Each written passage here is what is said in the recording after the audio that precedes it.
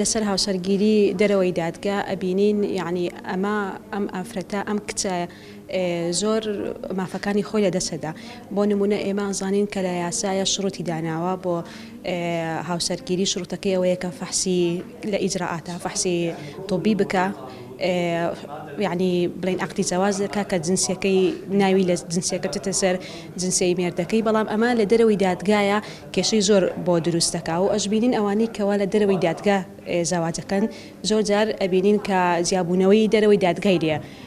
ئەبێتەوە تەلاقت تەعاسوفی فلێرەیە ئەم ئافرەتە هەموو مافێکی ئەڕوا بۆ نمونە مافی نەفەقەیەتی مافی حەزانی مناڵەکانێتی يعني ما في مهر المؤجلەکەیەتی ئەم حقوقانەی هەمووی لێ ئەڕوا فئێمە دایما پێمان باشە کە ئەوە هەچ ئافرەتێک هەچ پیاوێک هەچ کەسێک هاوسەرگیری کرد یەکەم شت یەکەم هەنگاوی بچێ لە دادگا تۆماری بکە تاکو دواڕۆژ خوانە کە هەر کێشەیەک بوو بتوانن نفسي شت لە دادگاوە چارەسەری بکەن. فعلا انه كثرة حالات الزواج خارج المحكمة وبالتالي يؤدي الى انتهاك حقوق المرأة بالكامل، اي ما راح يكون عندها اي حق قانونيا، وبالتالي ويصير عندنا حالات الطلاق وهي بعدها اصلا ما مسجلة لا بالمحكمة ولا بالجنسية متزوجين، فهذا اكيد يؤدي الى كثرة حالات الطلاق وكثرة حالات أيضا تعنيف المرأة قانونيا بنفس الوقت، لأن المرأة ما راح يكون لها أي حق بالقانون، وعندنا هواية أطفال ما مسجلين لحد هسه بالجناسي، هذا كله بسبب زواج خارج المحكمة. عندنا مشروع حياة أفضل البنات والنساء كركوك، من خلال هذا المشروع نوعي النساء وبنات كركوك أن لا يتزوجوا خارج المحكمة، ويكون أو يفضل يكون زواج محكمة أول شيء بعدين الملة. هەتا وای لێ هاتووە هەنێ خەڵک لەوانەیە کڵاو لە سەرێکە یاخود هەر کەمێ نۆشکەرێکە فێر بووە مەسەڵەن یان قاریەکە یان موەزینێکە فێر بوو نەمارە بڕین و عەقدی زەواج و ئەو شتانە ئەکەن. ئەمە خۆی لە خۆیدا حەقیقەتەن ئەبێ حەد و حدودێکی بۆ دان بدرێ. دوایی عینەن خەتاکەش زیاتری لەوانەیە یان ئەگەر نیوە نەبێ زیاتر لە نیوە نەبێ ئەگەڕێتەوە لای ئافرەتەکە و کە سوکاری ئافرەتەکەش سوکا و ئافرەتە مەفروزە خۆی تەسمین نەکات بە مەسەلەن یاخود موافقە نەکات کە لەسەر مارە بڕینێک لە دەرەوەی محکەمە تەنانەت مەسەلەن ئەو شەخصە زۆر شارەزای نەبوو بێت هەروە بە تعارفێک و یان بە وەساتەیەکی بەسیط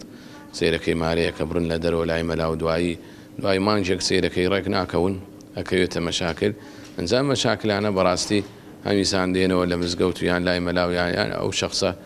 تەلاقی دەنەوە. ئەمە خۆی لە خۆیدا ئەم شتانە هەنێکشان سەهلە ئەتوانی چارەسەری بکرێت بەسەر ێجار شتی لەمە قوڵتوڕ و گرانتر هەیە سیرەکەی بە ئەمە نە بە مەلا و نە بە خانەقا و نە بە هەموو شێخ عەشایر و هینە حەل نابێت. قسەی ڕاستی زۆر مەسەلەن مەسائیلی زەواج و تەلاقی سیرەکەی تەنانەت کابرایەک ئێستا من حاڵەتێکت بۆ باسەکەم سیرەکە یەکێک ئەچێ لە دەروی محکەمە ژنێکە خوازێ وەنیە لەوانەیە دوای مناڵێکش ئەنجە بیرەکاتەوە ئەڕوا لە محکەمە مارەیە بڕێ مناڵێک شێبێ سیرەکەی لەم ئەسنای ئەم پیاوە بزر بوو مەفقود بوو ڕای کرد بردیان خەتف بوو باشە ئەم نەسەبی ئەم مناڵک شێهینێکە ئەمە لە مزگەوت ناکرێت هەموو عەشایری عێراق کۆ بێتەوە ناتوانن تەحدیدی نەسەبی ئەم مناڵە بکەن ئەمە ئەگەڕێنەوە بۆ کێو لەم کاتە ئەگەڕێنەوە محکەمە وایە بمعنى أصلي أمور كان زمانات أبو حقوقي أفراد خوي زواج خارجي لمحكمة بيلن تصديق زواج خارجي أو نوع زواجية كالملاي ملا جنوبيا مارابرن إن جدوا أيدينا محكمة طبعا أول روي قانونيوس زي خوي هي لمحكمة خوي أما دون نوع زواج مانع نوع كي هي أو كايشتان زواج نكردوا أي كي كأويا زواجي تازي دينا محكمة زواج نكردوا جنوبيا أو أن يردرين بو صحة فحصي خينا دانەکەیانەکەن و ئەو ئیجراعاتی تۆزێ ئاسانترە ئەوە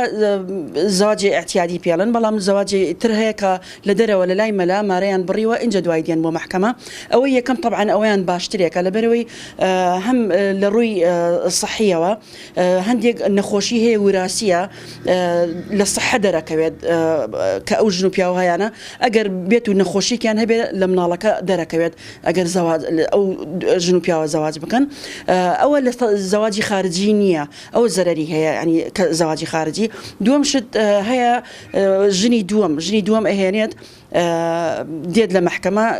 زەواجی کردووە لەگەڵ ژنی دووەم بەبێ ئەوەی پرس بە ژنی یەکەم بکات دێت لە محکەمە زەواجی خارجی ئەکا عینەن ئەوە وەگوتم پێڵن تەزدیقی زەواج خارجی ئەوەش طبعاً زەرری هەیە لەبەرەوەی ژنی یەکەم